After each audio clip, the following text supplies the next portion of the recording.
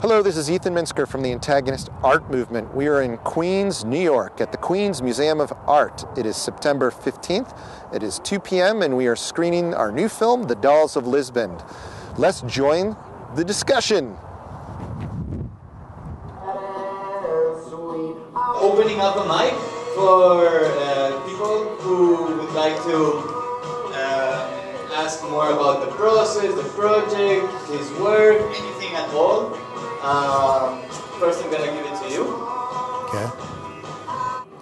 The next project we're doing is in Ecuador. We're trying to set up a free school for the arts that leads to a march at the end, or like a parade of the arts.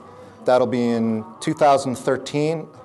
These projects basically just done with the passion and the heart of each individual artist, with the hopes of just trying to create something. There isn't monetary or any other benefit, and most of us end up putting our own money and energy in to make these things happen.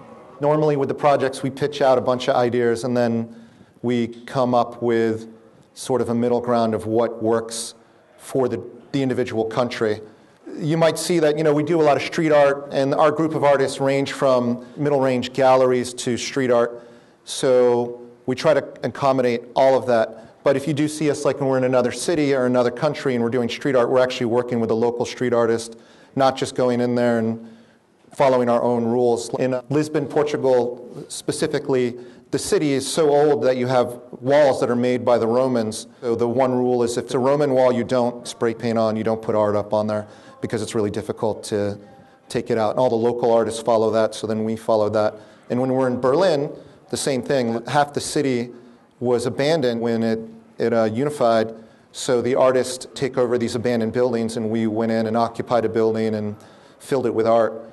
And in Ecuador, it's going to be the same thing. The local artists guiding us on what's like acceptable locally for doing, whether it's like gallery to street art. And I think there we're actually working with the Contemporary Museum of Art of Quito.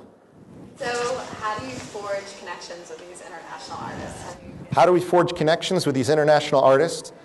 We've been doing an art show in a little bar in the Lower East Side for 11 years, where we did one-night art shows where we feature between 4 and 6 artists for every Thursday for 11 years.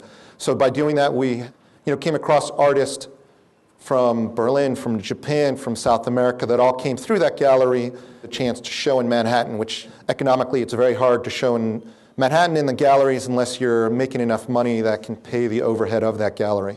So our first connections were through that gallery that we ran, and then we started doing videos and putting that online and making postings on Craigslist looking for artists.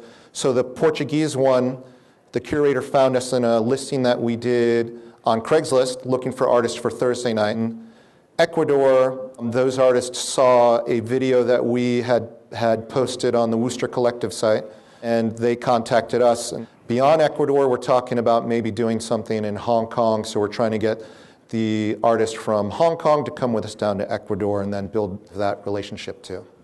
The fanzine that you all guys have is kind of our new venue, so if there are artists or writers that want to contribute, it's a mixed bag of the artists that we work with. It's curated just like our gallery. It also does explain a lot of the other projects that we have.